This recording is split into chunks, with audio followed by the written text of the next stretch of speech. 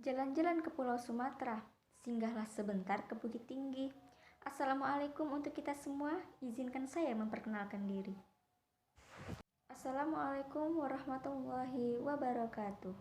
Halo teman-teman semuanya, perkenalkan nama saya Binti Nurul Karomah dengan NIM 12120521195. Saya dari program studi ekonomi syariah, Fakultas Syariah dan Hukum, Universitas Islam Negeri Sultan Syarif Kasim Riau, Pekanbaru.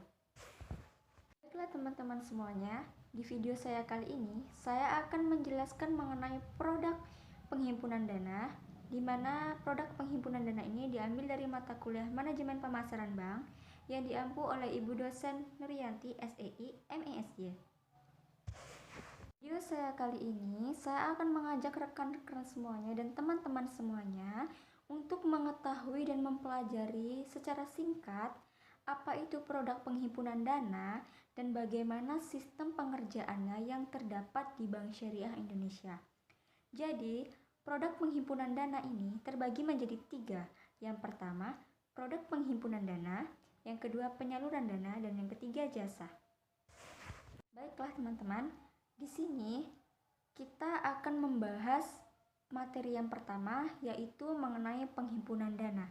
Nah, penghimpunan dana itu terbagi lagi menjadi 3. Yang pertama tabungan, yang kedua deposito, dan yang ketiga giro. Tetapi tidak hanya di bank syariah saja, di bank konvensional pun ketiga hal tersebut juga sama.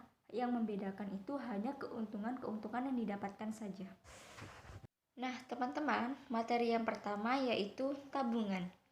Tabungan itu terbagi lagi menjadi 2. Yang pertama, titipan, yang kedua, bagi hasil. Nah, di sini titipan itu disebut juga dengan wadiah dan bagi hasil disebut juga dengan mudharabah. Nah, sebelum kedua hal ini ditata lebih jauh lagi, apabila kita sebagai nasabah ingin membuka tabungan, kita harus menentukan terlebih dahulu akad-akadnya. Apakah kita akan menggunakan akad wadiah atau kita akan menggunakan akad mudharabah. Biasanya, pihak bank selalu menyarankan kepada nasabahnya untuk menggunakan akad bagi hasil atau disebut juga dengan mudharabah. Lalu, timbul pertanyaan, apakah bedanya wadiah dengan mudharabah? Nah, jadi wadiah dan mudharabah memiliki perbedaan pengertian. Kalau wadiah itu kan titipan. Nah, pengertiannya, setiap wadiah atau tabungan yang menggunakan akad ini, uang yang disimpan oleh nasabah itu tidak akan digunakan oleh pihak bank. Namanya juga titipan, pasti akan disimpan dengan baik, betul? Kemudian yang kedua, itu mudharabah. Mudharabah itu kan bagi hasil. Nah, tabungan yang digunakan menggunakan akad mudharabah, uangnya boleh digunakan. Nah, jadi perbedaan antara akad wadiah dan juga mudharabah yaitu kalau akad wadiah, si nasabah tidak akan mendapatkan keuntungan. Tetapi kalau mudharabah, si nasabah bisa mendapatkan keuntungan uang yang digunakan atau keuntungan uang yang ditabung itu bisa bertambah.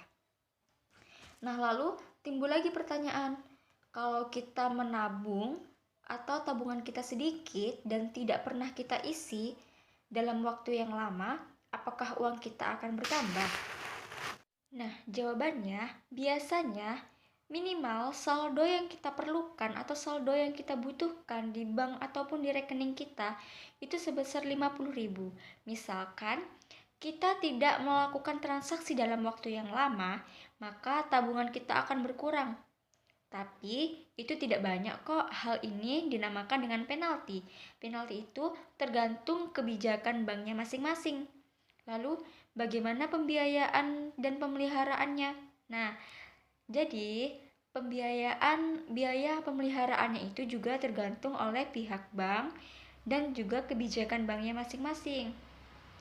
Nah, yang kedua itu ada giro. Nah, apa sih itu giro? Giro adalah uang yang bisa kita ambil dengan menggunakan cek. Nah, tujuannya apa sih? Tujuannya untuk memudahkan transaksi bisnis yang penarikannya bisa dilakukan setiap saat, di mana jumlah penarikan dan juga transfernya itu tidak terbatas. Selagi jumlah saldo kita mencukupi dan jumlah transaksinya tidak ada batasannya, sangat cocok sekali untuk perusahaan, pebisnis, dan juga pengusaha-pengusaha yang menjalankan kegiatan atau berada di pihak giro tersebut. Nah, teman-teman, tahu nggak? Giro itu terbagi menjadi dua lagi. Yang pertama, giro wadiah, disebut juga dengan titipan. Dan kedua, giro mudharabah, yang disebut juga dengan bagi hasil. Apa sih bedanya? Nah, bedanya tabungan dan juga giro, kalau tabungan itu cocok untuk orang yang melaksanakan transaksi dan juga jumlah transaksi itu tidak terlalu besar. Berbeda dengan giro.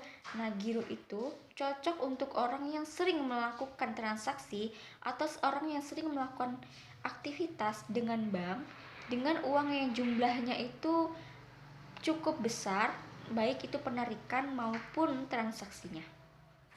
Ketiga, itu ada deposito. Pengertian deposito adalah tabungan berjangka. Nah, tabungan berjangka ini yaitu tabungan yang tidak bisa diambil sebelum waktu yang telah ditentukan itu tiba. Contohnya, seperti kita menanam saham ataupun modal di Bank Syariah Indonesia. Lalu, keuntungan di Bank Syariah ini tidak menentu. Bisa sedikit dan bisa juga banyak loh teman-teman, karena sesuai dengan keuntungan dan juga kebijakan banknya masing-masing. Keuntungan itu bisa diambil setelah waktu berjalan atau bahkan di akhir pada saat tanggal yang sudah tiba. Berbeda dengan bank konvensional. Kalau bank konvensional, keuntungan itu melakukan deposito dengan bank konvensional bisa dipastikan sejak awal membuka rekening. Nah, sesuai dengan moto Bank Syariah Indonesia, jalani usaha dulu, baru tahu keuntungannya. Mungkin sekian presentasi atau materi yang dapat saya sampaikan kepada rekan-rekan semuanya. Mudah-mudahan dapat bermanfaat untuk kita semuanya. Saya akhiri, wabillahi taufiq wal hidayah. Assalamualaikum warahmatullahi wabarakatuh.